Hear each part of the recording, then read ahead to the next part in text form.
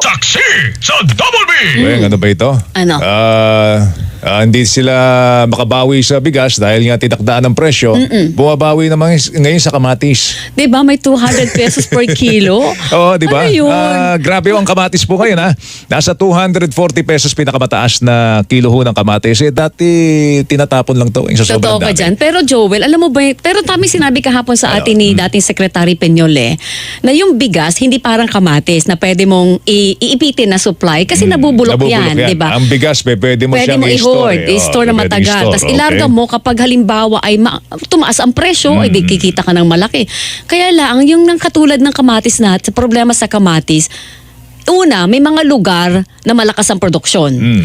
Wala silang cold storage, wala silang post-harvest facility na pwedeng gamitin yung mga sobrang ani.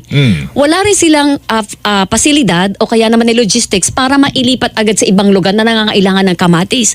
So nakikita mo yung tinatapon na sangkaterbang kamatis sa marami pong Kaya nga lalawigan. po Sana nga kung ang presyo ng kamatis dun sa farm gate ay mataas din. Palagay ko naman, Weng, binabarat din yan eh. Totoo. Babaratin nila. Oo. Pero pagdating sa merkado, ang mahal ng presyo nila. At 200. hindi mo maiwasang isipin na yung mga kartel sa bigas, maaaring sila rin ang kartel dito sa sa kamatis. Parang lahat ng agri-products Kasi na. pagkain to, Weng, Oo. Hindi mo maikakaila baka ganun po ang ginagawa nila. Bumabawi sila sa kamatis po ngayon. At pagka mahal-mahal po ng kamatis, nasa 2.40. O kaya aral sila sa isa't isa. Ngayon, Weng, di ba, kung dati pansahog mo ang kamatis Oo. sa tinolang manok. O kaya sa, tama ba? O sa sinigang na manok. Nilalagyan bang kamatis? Sinigang na manok. Ay, hindi Ayan. ako marunong magluto. Sorry, pero sinigang na manok, ha? Sa sinigang na manok, o kaya sinampalukang manok. Ngayon, ang... Wait lang nga, isa ka pandoy. Kinakamatisan na sinampalukang manok? Meron. Talaga? Ano ka ba? Hindi pa ako nakakakain ng may Ang kamatis. kamatis ay pampaasim. Pampaasim ang kamatis. Alam ko. Maliban sa pampakinis ng kutis, yan ay pampaasim sa pagkain. So, ngayon, mga kapuso, ang kamatis na ngayon ang isisigang mo Oo. sa manok. Paano? Mas marami na yung manok, wala ka ng Mas marami na nga, may kakaunti na lang kamatis. Diba? Sa totoo lang po, parang again, andun na naman tayo sa problema natin sa agriculture sector. Kasi maya-maya nga po, sumusulpot ang problema natin na ito. Yung mga magsasaka po natin sa issue ng bigas, Joel, o humihirit na sila ngayon, magtakda na rin daw po kayo ng price ceiling pagdating sa farm gate price ng palay. Kasi nga, Binabarat nga po sila. Sinasabi nga ni Secretary Piñol kahapon, di ba? Ngayon, inuutusan na ng mga hoarders, ng mga kartel, Oo. yung kanilang mga tao sa ground, wag muna kayong mamili Diba? ng bigas. Oo. Hanggang sa mapilitan na yung mga magsasaka, Ibagsak ang presyo. bebenta na nila ng palugi para lang makabawi sila sa puhunan o di man din mabulok yung kanilang mga palay. Diba? Paluging ibebenta po yan.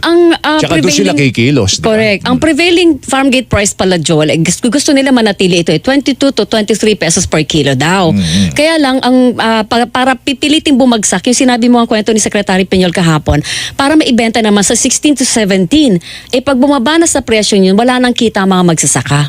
Talaga Wala naman, nang kita. Lugi na po sila doon sa 16 pesos per Actually, kilo. ang hinihingi ng mga magsasaka baka pwedeng takdaan sila ng 22. Diba? Yun nga sinasabi ng dating kalihim na kinakailangan there's some sort of regulation. Tama Kasi ka nga dyan. pagkain ito, bigas pa. Totoo. Diba? 75% ng populasyon ng mundo kumakain ng kanin. Yan. Lalo na So, po ang mga Pinoy. kaya nga, pag-iisipan mo na parang na rin to yung commodity ito parang langis na rin eh. Totoo. Kasi 'di ba, meron tayong oil oil petroleum exporting countries. Yes, OPEC. Ngayon meron na ring OPER. Ano yung OPER? Ano yan? Overpricing entrepreneurs of rice. Wow. 'Di ba? OPER kasi ino-overprice nila ang presyo ng bigas at sila ang nagdidikta kung magkano Yan, ibebenta. totoo ka dyan. So dapat tama na magkaroon ng konting Mas regulation maganda ng na gobyerno. ibalik yung regulation ng gobyerno through NFA, National Food Kung di mo man Authority. ma-regulate ang petrolyo, Weng, dahil hindi naman tayo Hindi tayo nagpo-produce. producer. Hindi tayo producer ng langis. Nagpo-produce tayo ng bigas. Yeah. Baka Kaya lang pwedeng kasi- merong regulation ng Kaya lang problema natin, nagpo-produce man tayo, bumagsak naman ang produksyon natin to the previous level eh. So hindi na sumasapat yung produksyon natin para sa local demand, kaya kailangan natin mag-angkat.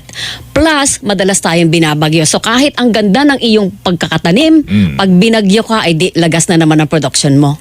Ganun yung cycle ng buhay natin. Kaya umaasa tayo sa importation. Kaya nga, Yan. kung aasa ka sa importation, para ding umaasa ka sa OPEC, no? Kasi ngayon, Weng, hindi ako magugulat kung ang mga rice producing countries ay magsanib puwersa na rin. At Para makontrol nila. Para makontrol nila at Totoo ka magdikta dyan. sila ng presyo. Totoo. Nandiyan ang Tapos, India, andyan ang Vietnam, andyan ang Thailand, andyan ang Cambodia, Correct. andyan ang Myanmar. Lahat, nandito yan sa kamakaratig lugar natin. So pwede silang magsanib puwersa, mag-usap-usap, magkindatan. Sana ganun din tayo. Sana nga kasali Makasama tayo tayo dyan. sa kindata. Diba? Kaya lang ang problema natin, pinabayaan natin yung Oo. sektor ng agrikultura natin na dapat ay nung araw, tayo ang pasimuno. Ngayon ay tayo yung Ako nagmamakawa. naman ay hindi pa ako lubos na nawawala ng loob, Mr. President. Ikaw ang namumuno po eh. Ayun nga. So, kahit pa paano nakaasabit pa ang ating pag-asa doon, sana po ay may maganda ng malagyan ng tamang Tsaka direction marami ba? na akong suggestion Oo. kung paano natin tutugunan itong problema sa pagkain. Sana ipakinggan na lamang ng ating pamahalaan. Standby lang mga kapuso, oras natin. 19 na minuto makalipas ang alas 8 ng umaga. Radyo na. TV pa. Kortesiya na. Disiplina pa. Taxi sa Double B!